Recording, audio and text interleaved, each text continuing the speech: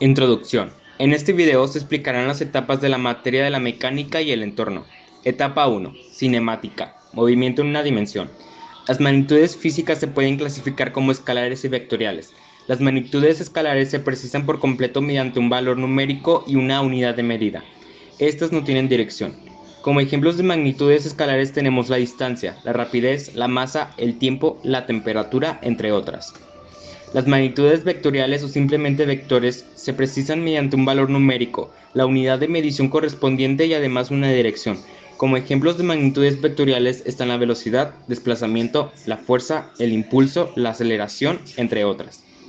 Etapa 2. Cinemática. Movimiento en una y dos dimensiones. Caída libre. Se llama caída libre al movimiento que describe un cuerpo cuando se mueve libremente bajo la influencia de la gravedad. Tiro vertical. Se llama tiro vertical al movimiento que describe un cuerpo cuando se lanza verticalmente hacia arriba o hacia abajo para después moverse bajo la acción de la gravedad. Tiro horizontal. Se le llama tiro horizontal al movimiento de un cuerpo que es lanzado desde cierta altura, en dirección horizontal. Su trayectoria es el resultado de la combinación de dos movimientos independientes. A continuación, explicaré lo de la catapulta. La catapulta consiste en una palanca en el brazo de fuera más corto que el de resistencia, de proporción de 4:1. Esta palanca gira alrededor de un eje horizontal. En el entorno corto se cuelga un contrapeso y en el largo una onda en la que se suspende el proyectil. La longitud de la onda debe ser aproximadamente 3/4 de la longitud del brazo más largo. Un extremo de la onda se fija al extremo de la palanca y el otro extremo se le hará un lazo que se colgará de un pequeño gancho que hay en el extremo de la catapulta. El conjunto de palanca, onda y contrapeso se sitúa sobre una estructura de madera hecha con listones de diferentes medidas.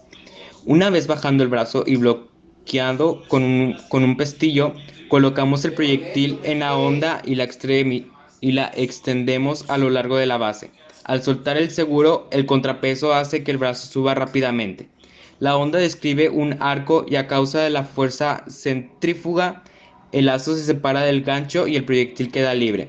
Según doblemos más o menos el ganchito del extremo hacia arriba, el lanzamiento será más o menos alto. Mientras más alto, más cerca caerá. Etapa 3. Cinemática. Movimiento circular. El movimiento circular es aquel que se basa en un eje de giro y radio constante, por la cual la trayectoria es una circunferencia. La primera ley de Newton establece que el movimiento natural de un cuerpo debe ser en línea recta y con velocidad constante. Esto quiere decir que la velocidad no debe cambiar de magnitud ni dirección. Sin embargo, en el movimiento circular, el objeto que gira cambia de dirección constantemente, por lo que debe haber algo que provoque este cambio. La aceleración centrípeta es la cual se dirige radialmente hacia el centro de rotación y la que provoca el movimiento en una trayectoria circular y no en forma recta. Etapa 4. Aplicaciones de las leyes de Newton. Algunos conceptos de relevancia en etapa 4. Fuerza de fricción o simplemente fricción. Este término se utiliza comúnmente pensando que es otro tipo de fuerza de la naturaleza. Sin embargo, la fuerza de fricción se debe a una resistencia natural constante al deslizamiento entre materiales en contacto o dentro de un medio. Esta fuerza se presenta en los diferentes medios: sólido, líquido y gaseoso. La fricción estática es la fuerza de resistencia que se opone al inicio del movimiento y que se da, por tanto, cuando los objetos están en reposo. La fricción cinética es una fuerza inhibidora que ocurre durante un movimiento de deslizamiento. Varía de acuerdo con los atributos de la superficie y las propiedades del material de los cuerpos que se deslizan entre sí.